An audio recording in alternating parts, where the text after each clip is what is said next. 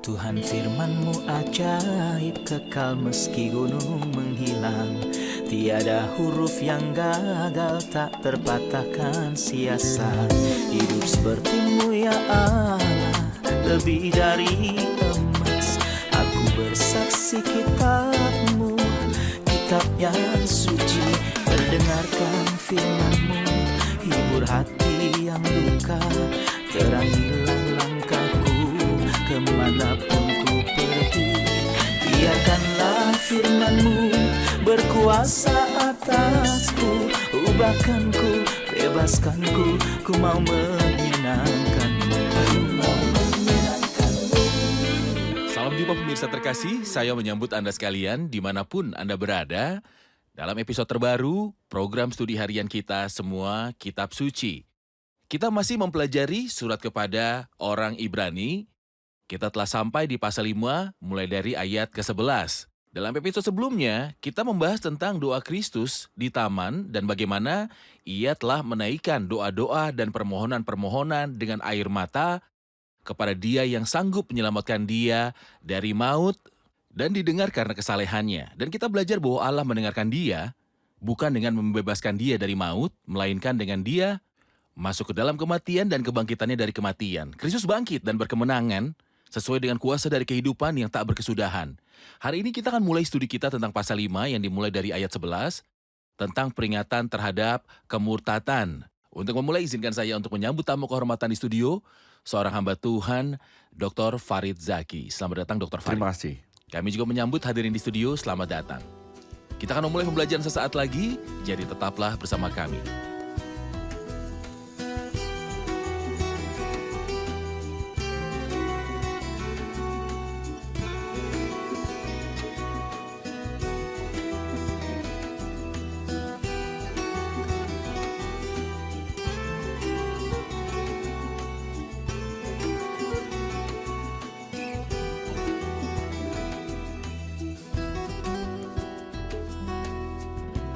Berjumpa lagi Dr. Farid. Terima kasih, Ryan. Kita masih di pasal yang kelima dan kita selesai dengan ayat yang ke-10 tentang Kristus dipanggil oleh Allah sebagai imam besar menurut peraturan Melkisedek. Mulai dari ayat 11 ia berbicara tentang sebuah topik yang berbeda. Saya akan membaca beberapa ayat, kemudian kembali untuk bertanya. Tentang hal itu, banyak yang harus kami katakan, tetapi yang sukar untuk dijelaskan. Karena kamu telah lamban dalam hal mendengarkan, sebab sekalipun kamu ditinjau, dari sudut waktu sudah seharusnya menjadi pengajar, kamu masih perlu lagi diajarkan asas-asas pokok dari pernyataan Allah. Dan kamu masih memerlukan susu, bukan makanan keras. Sebab barang siapa masih memerlukan susu, ia tidak memahami ajaran tentang kebenaran, sebab ia adalah anak kecil. Tetapi makanan keras adalah untuk orang-orang dewasa yang karena mempunyai panca indera yang terlatih untuk membedakan yang baik daripada yang jahat. Apa yang dimaksudkan dengan kata-kata ini dimulai dari ayat yang ke-11. Dan apa yang dimaksud dengan tentang hal itu banyak yang harus kami lakukan tetapi yang sukar untuk dijelaskan. Mengapa sukar untuk dijelaskan, Dr. Farid? Pertama, ini adalah peringatan ketiga dalam surat kepada orang Ibrani, dan seperti yang telah kita sampaikan sebelumnya, kita selalu menaruh peringatan di akhir tanda kurung. Oke. Dan ada dua peringatan yang berurutan. Peringatan ketiga ada dalam pasal 5 dan peringatan keempat ada dalam pasal 6. Jadi benang yang ia tinggalkan di ayat yang ke-10 yaitu bahwa Kristus dipanggil oleh Allah sebagai imam besar menurut peraturan Melkisedek, dan ia akan dikejar lagi dalam pasal 7. Jadi seakan dimulai dari ayat 11 dari pasal 5 sampai akhir pasal 6 diapi tanda kurung. Yang tanda kurung. Kemudian ia melanjutkan pembicaraan sesudah pasal 7 ayat 10. Benar. Peringatan ketiga yang kita baca dalam pasal 5 adalah sebuah peringatan dari kelambanan mendengar, atau dalam kata-kata yang lebih sederhana, kelambanan untuk mengerti. Sayangnya saudara di Ibrani telah memulai sebuah awal yang baik, tetapi pewahyuan surgawi Kristen yang dideklarasikan oleh Kristus sendiri dan kemudian oleh para rasul di kemudian hari tidak dimengerti dengan baik oleh mereka karena kemelekatan mereka pada agama Yahudi mereka di bumi. Jadi misalnya, dia bercerita kepada mereka tentang imamat surgawi, yaitu Kristus menurut peraturan Melkisedek. Tetapi mata mereka masih melihat seorang imam dunia dan seorang imam besar di bumi, mengenakan pakaian yang indah dan keluar masuk di depan mereka, untuk mengarahkan mereka kepada apa yang dilihat oleh imam, daripada apa yang dilihat oleh mata. Ini membutuhkan kewaspadaan rohani, itu membutuhkan kecerdasan spiritual, dan penerimaan cepat dari kebenaran-kebenaran ini. Jadi, ini adalah peringatan bagi mereka dan kita. Peringatan bagi orang-orang percaya, apakah kita maju dengan cepat dalam kehidupan Kristen kita dengan pelajari dan memahami firman, atau apakah kita setelah percaya tumpul karena kurangnya pemahaman kita mengenai doktrin. Dia meringkas keadaan mereka dengan mengatakan kamu adalah bayi secara spiritual. Ya, Anda orang-orang percaya tapi bayi. Bagaimana dia mendiagnosa masa bayi rohani? Pertama, ada ketumpulan dalam pemahaman karena kamu telah lamban dalam hal mendengarkan. Kedua, kebutuhan mereka untuk diajar ketimbang untuk menjadi pengajar-pengajar. Oke. Meskipun mereka telah berada dalam iman sejak lama, mereka butuh seseorang untuk mengajarkan ajaran-ajaran dasarnya. Sementara mereka seharusnya menjadi pengajar sekarang. Ketiga, sehingga mereka adalah orang percaya yang punya pengalaman sedikit atau tidak sama sekali. Keempat, Anda tidak memiliki kemampuan untuk membedakan keduanya, entah yang baik maupun yang jahat. Ini tidak hanya berlaku untuk mereka, tetapi mungkin berlaku kepada kita di beberapa titik dalam kehidupan Kristen kita. Oke. Jadi kesulitan penjelasan bukan hanya karena keagungan pewahyuan, tetapi juga karena mereka telah menjadi tumpul pendengaran dan Rasul memperingatkan orang Ibrani tentang masalah ini. Saya ingin bertanya tentang kalimat, kamu masih perlu lagi diajarkan asas-asas pokok dari pernyataan Allah. Apa arti asas-asas pokok dari pernyataan Allah? Dengan kata lain, pokok-pokok dari dasar Kristen, alfabet, doktrin dasar Kristen. Dan saya dapat mengatakan bahwa Kristus kemuliaan bagi dia ketika berada di bumi menyuguhkan pokok-pokok dasar Kristen. Tapi setelah dia mati dan bangkit dan menyelesaikan karya penebusan, ini tidak lagi menjadi pokok-pokok dasar. Doktrin menjadi lebih jelas dan surat-suratnya menjelaskan lebih banyak tentang konsep-konsep doktrin. Misalnya kebenaran yang menakjubkan mengenai pembenaran yang secara singkat dirujuk oleh Kristus hanya sekali dalam hidupnya. Orang ini pulang ke rumahnya sebagai orang yang dibenarkan, tapi apakah rincian pembenaran? Ini dijelaskan dalam Roma. Ini dijelaskan dalam Roma. Sebagai contoh konsep gereja sebagai tubuh Kristus. Itu adalah sebuah rahasia tersembunyi. Paulus menjelaskannya dalam Efesus dan juga Kolose. Dan seterusnya. Sebuah rahasia yang tidak diungkapkan dalam perjanjian lama. Benar sekali. Kristus hanya merujuknya secara singkat dalam Matius 16. Ketika dia berkata, dan di atas batu karang ini aku akan mendirikan jemaatku. Benar. Tapi penjelasan itu kemudian datang dalam Benar. Efesus. Juga mengenai masa depan orang-orang percaya. Kristus hanya memberikan sebuah bayangan tentang rumah Bapa di malam terakhirnya. Tetapi mengenai rincian bagaimana dia akan datang untuk membawa orang-orang percaya, bagaimana orang mati akan dibangkitkan, dan bagaimana orang hidup akan diubahkan. Ini dijelaskan dalam surat, jadi mereka menerima dasarnya. Tetapi tidak hanya itu, mereka membutuhkan seorang untuk mengulanginya lagi untuk mereka. Oke. Mari kita bahas soal susu dan makanan berbasis padat pada kehidupan nyata. Terkadang kita melihat orang percaya yang menggolongkan diri mereka sendiri dan orang-orang lain berkata orang percaya ini mengkonsumsi susu. Tetapi orang lain mengkonsumsi makanan padat. Saudara seiman yang suka mempelajari nubuat dan perihal zaman dalam Alkitab, mereka menganggap dia mengkonsumsi makanan padat untuk orang dewasa. Saudara-saudara yang masih muda dalam iman dan tahunya hanyalah meminta Tuhan untuk menjaganya dan bersyukur kepada Tuhan atas keselamatan dan pengampunan dosa, mereka menganggap dia mengkonsumsi susu. Apakah yang dimaksud dengan susu dan makanan padat yang kita golongkan, orang yang mengkonsumsi susu adalah bayi dalam iman, sementara yang lain adalah orang yang matang dalam iman?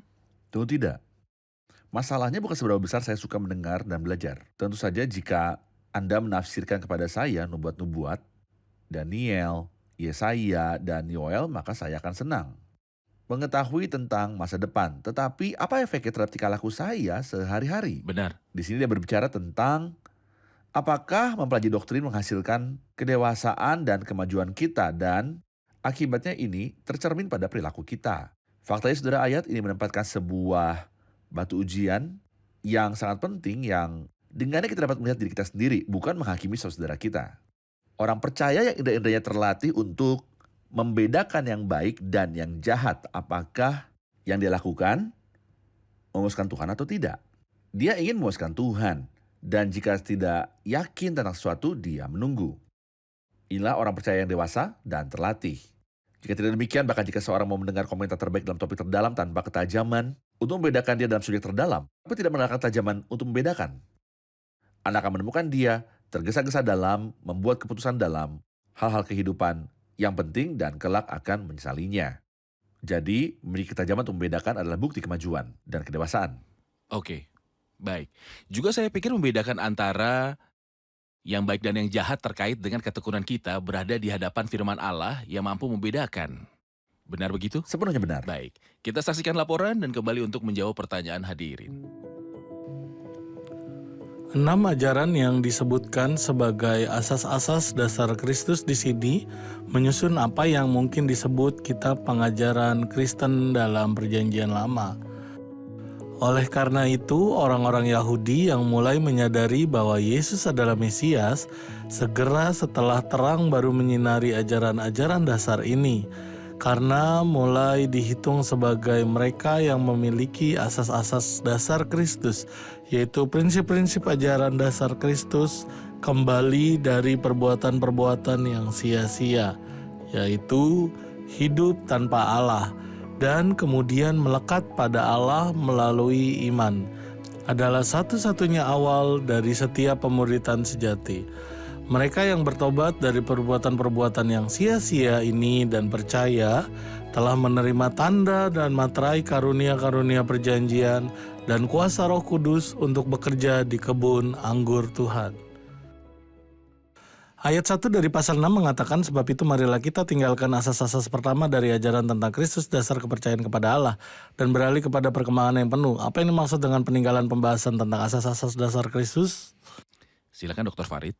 Asas-asas dasar Kristus adalah ajaran-ajaran Yahudi yang dirangkum dalam pesan Yohanes Pembaptis yang datang untuk mempersiapkan jalan kepada Kristus. Dengan apa dia memanggil? Dia memanggil banyak hal yang merangkum ajaran-ajaran Yahudi. Semua ajaran Yahudi dirangkum dalam 6 pokok di sini, tetapi mereka terpusat pada panggilan Yohanes Pembaptis yang mendahului Kristus. Oke. Kepada siapakah dia memanggil mereka? Dia berkata kepada mereka, mari kita meninggalkan Yudaisme dan semua yang terkandung di dalamnya, dan berkembang maju kepada kekristenan. Dia mempersamakan Yudaisme versus kekristenan dengan masa bayi versus kedewasaan. Yudaisme itu baik, tetapi itu adalah masa bayi. Kekristenan adalah kedewasaan dan maturitas. Dan itu adalah sesuatu yang terpuji yang Allah inginkan bagi kita. Oke. Marilah kita berpaling pada perkembangan yang penuh, jika saya mengatakan sesuatu yang praktis. Kedewasaan dalam definisi lain. Beberapa saudari Galatia jatuh dalam kesalahan ini, seperti yang dilakukan beberapa orang Kristen hari ini. Mereka mulai dengan roh dan menerima Injil Kristus, tetapi setelah itu, beberapa ajaran Yahudi merebas masuk ke dalamnya. Paulus berkata pada mereka dalam Galatia 4 ayat 9, tetapi sekarang sesudah kamu mengenal Allah, atau lebih baik, Dikenal Allah. sesudah kamu dikenal Allah, bagaimanakah kamu berbalik lagi kepada roh-roh dunia yang lemah dan miskin? Apa maksudnya? Dia tidak masukkan penyembahan berhala. Mereka tidak kembali ke penyembahan berhala, melainkan kepada Yudaisme. Apa yang dia sebut di sini? Lemah dan unsur-unsur pengemis versus kekristenan yang kuat, yang memperkaya kita. Apa maksudmu, Paulus? Dia berkata, kamu mau mulai lagi memperhambakan diri lagi kepadanya. Kamu dengan teliti memelihara hari-hari tertentu, bulan-bulan, masa yang tetap, dan tahun-tahun. Ya, Yudaisme adalah hari, bulan, musim, dan tahun. Tapi kekristenan bukanlah hari, bulan, musim, atau tahun. Kekristenan itu bersifat surgawi. Ajaran Kristen terkait dengan Kristus di surga. Oke. Ini adalah gagasan yang sama di sini. Marilah kita beralih kepada perkembangannya yang penuh. Faktanya, marilah kita beralih pada perkembangannya. Itu indah. Sudah cukup, kita terlambat. Ayo Satu dari lanjutkan. tafsiran-tafsiran dari ayat 1, sebab itu marilah kita tinggalkan asas-asas pertama dari ajaran tentang Kristus, adalah bahwa tinggalkan di sini tidak hanya berarti lepaskan tanganmu dari sini, mengabaikan, namun sebaliknya, mengambil asas-asas ini sebagai landasan peluncuran Landasan peluncuran. Benar. agar dapat beralih pada perkembangan Itu yang bermaksud penuh. untuk membatalkan asas ini. Benar Kita sekali. akan melihat sekarang bahwa 6 hal ini tidak dibatalkan. Oke, jadi meninggalkan itu semua tidak berarti menolak semua itu, Tentu.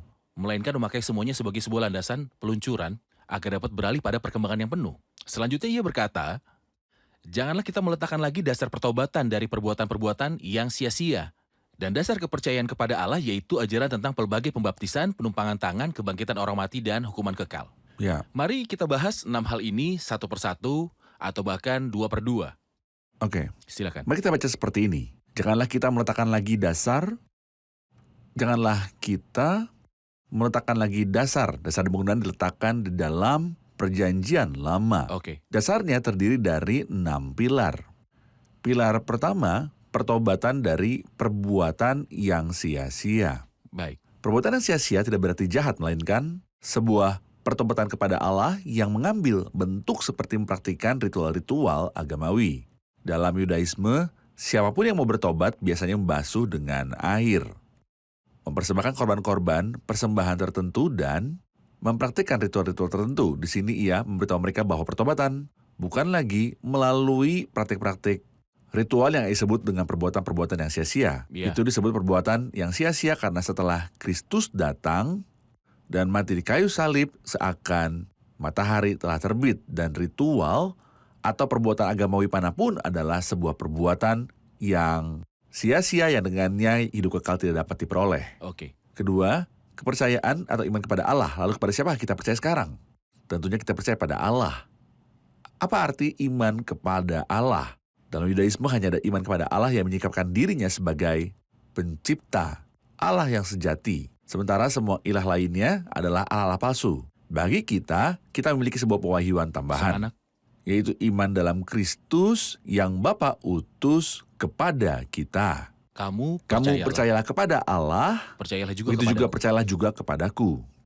Ajaran tentang berbagai pembaptisan atau pembasuhan. berbagai pembasuhan. Ritual dalam berbagai perjanjian lama. pembasuhan. Ada banyak pembasuhan yang disebut dalam kitab Imamat dan Bilangan.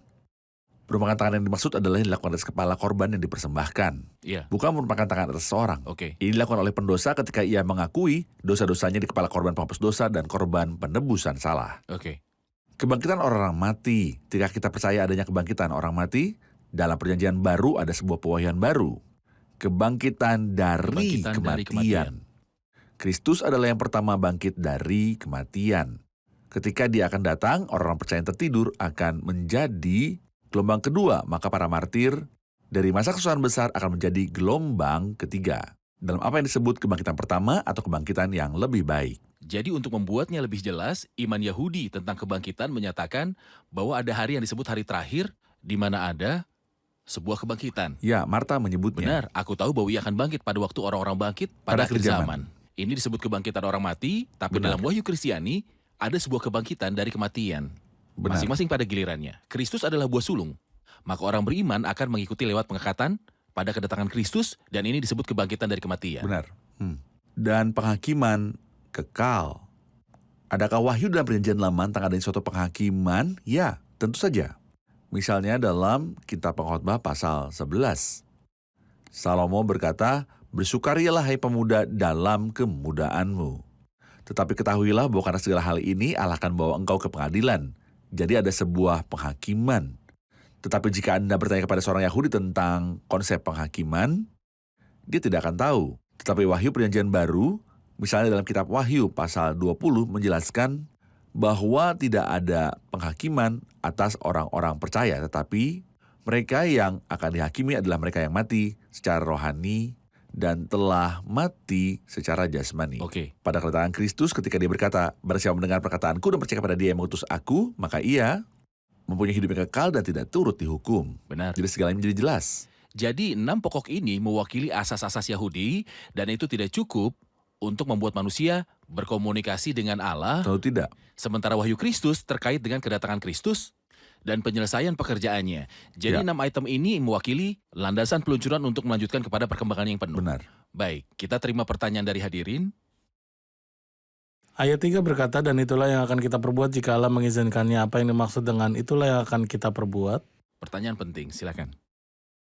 Yang dia katakan di ayat 1, maksudnya marilah kita beralih kepada perkembangan yang penuh, kesempurnaan setelah dia menyebutkan 6 pilar asas-asas Yahudi. Dia ingin mengatakan, mengenai penjelasan saya bagi Anda tentang konsep kesempurnaan dalam imamat surgawi Kristus, dan itulah yang akan kita perbuat jika Allah mengizinkannya. Artinya, dalam pasal-pasal yang akan datang, aku akan menjelaskan kepadamu kebenaran Kristen yang murni tentang kesempurnaan, perkembangan yang penuh. Banyak orang menyebut surat kepada orang Ibrani, surat tentang perkembangan beralih kepada Perkembangan yang penuh. Terima kasih Dr. Farid, kita telah di akhir episode. Kita rangkum episode ini bersama hadirin.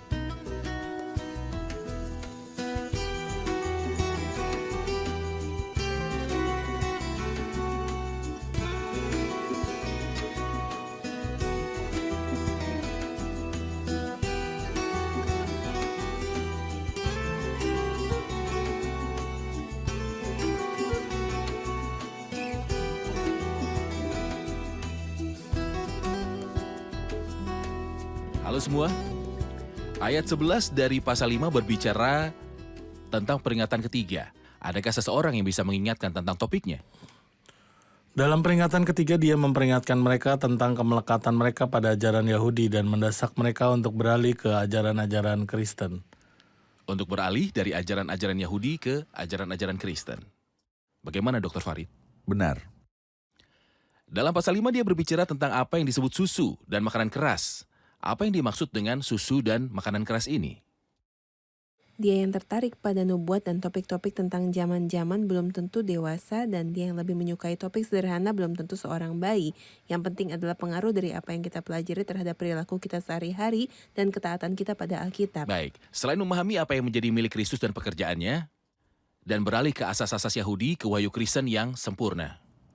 Amin. Bagaimana Dr. Farid? Amin. Dalam pasal yang ke-6, dia berbicara tentang apa yang disebut asas-asas dasar Kristus, yang darinya kita harus menuju kepada perkembangannya yang penuh.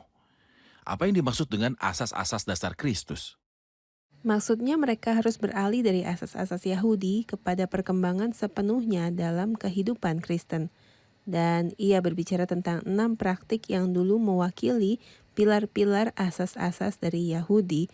Pertama, pertobatan dari perbuatan-perbuatan yang sia-sia dan merupakan ketetapan dan ritual yang tidak kita butuhkan dalam kekristenan karena Kristus telah menyelesaikan segalanya. Kedua, mereka percaya kepada Allah, tetapi dalam kekristenan kita percaya kepada Kristus yang telah diutus oleh Allah. Ketiga, mereka percaya bahwa berbagai baptisan yang hanya sekadar pembasuhan dapat menghapuskan dosa, sementara karya Kristus adalah satu-satunya landasan untuk pengampunan dosa. Keempat, mereka percaya bahwa penumpangan tangan pada korban persembahan memindahkan dosa dari orang tersebut kepada persembahan, sementara Kristus sebagai korban persembahan adalah yang menghapus dosa kita. Kelima, kebangkitan orang mati, tetapi dalam kekristenan ada kebangkitan dari antara orang mati dan Kristus bangkit dari antara orang mati dan sebagai buah sulung, dan kita akan bangkit pada giliran kita. Hal terakhir adalah hukuman kekal, tetapi setelah Kristus datang, siapapun yang percaya kepadanya tidak akan datang kepada penghukumannya. Dr. Farid, Amin. benar? Terima kasih, Iren. Terima kasih, Tuhan memberkati. Terima kasih Dr. Farid, Tuhan memberkati. Pemirsa terkasih, saya ingin mengingatkan Anda tentang 6 pilar yang melandasi iman Yahudi. Kita belajar bahwa ada pertobatan dari perbuatan-perbuatan yang sia-sia, ada kepercayaan iman kepada Allah sebagai Allah yang benar, ada berbagai ajaran tentang baptisan dan pembasuhan, dan ada penumpangan tangan di atas korban persembahan, ada kebangkitan orang mati pada hari terakhir. Kebangkitan di mata mereka adalah kebangkitan yang umum. Kemudian ada juga hukuman yang kekal. Saya ingin mengomentari 2 hal saja. Dalam penumpangan tangan, dia yang mempersembahkan korban itu biasa meletakkan tangannya di atas kepala korban persembahan. Dan seolah dosanya sedang dipindahkan ke kepala hewan korban, sementara dia mengakui dosa-dosanya. Tetapi tidak ada lagi kebutuhan untuk mempersembahkan korban untuk mengakui dosa-dosa Anda di atas kepala hewan. Tetapi tumpangkan tanganmu pada Kristus. Apa yang dimaksud dengan menumpangkan tangan di atas Kristus? Itu artinya, Saya mengandalkan Dia. Jadi di antara makna iman adalah bersandar pada sesuatu. Ini artinya percaya pada korban yang Kristus persembahkan. Untuk menyatukan diri saya dengan korban persembahan. Untuk melemparkan segala beban kekhawatiran, masalah, dosa, dan pelanggaran pada kesempurnaan korban persembahan Kristus sehingga semua kesempurnaan korban Kristus akan diteruskan kepada saya. Adapun untuk iman kepada Allah, kita memiliki sebuah wahyu baru sekarang dalam terang perjanjian yang baru. Bukan hanya iman kepada Allah, tetapi iman kepada Kristus sebagai Dia yang diutus dari Allah, Anak Allah. Kristus berkata, kamu percaya kepada Allah, percayalah juga kepadaku. Anda mungkin berkata, saya percaya di dalam Allah. Kita semua percaya dalam Allah. Maka izinkan saya mengajukan pertanyaan penting yang kedua kepada Anda. Sementara Anda percaya kepada Allah, apakah Anda percaya pada Kristus? Pada tingkatan yang sama, iman Kristen mengharuskan Anda untuk percaya kepada Allah dan percaya kepada Tuhan Yesus Kristus yang adalah Allah yang menyatakan dirinya dalam wujud manusia. Kalau Anda tidak, itu tidak dianggap iman di dalam Allah. Semua hal ini digenapi dalam Kristus dengan cara yang sempurna. Inilah wahyu Kristen. Oleh karena itu, Rasul Paulus memberitahu orang-orang Ibrani yang menggunakan landasan peluncuran ini untuk melanjutkan kepada perkembangannya yang penuh. Sampai jumpa di episode yang selanjutnya, di mana kita akan membahas tentang pertanyaan yang sangat-sangat penting, bisakah orang percaya mengalami kemurtatan dan binasa? Apakah ada kemurtatan bagi orang percaya? Mungkinkah orang percaya binasa? Inilah yang akan kita ketahui di episode selanjutnya. Kiranya Tuhan besertamu.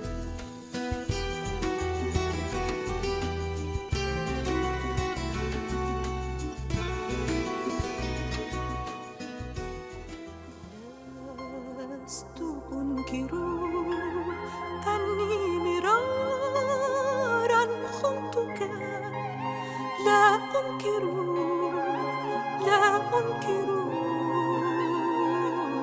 لا لست أنكر ضعفي وخوفي دونك لا أنكر لا أنكر إن تهت عن مسيرك تحيط بي يمينك تعيدني لدربك تعيد لي سلامك إن تهت عن مسيرك تحيط بي يمينك تعيدني لدربك تعيد لي سلامك.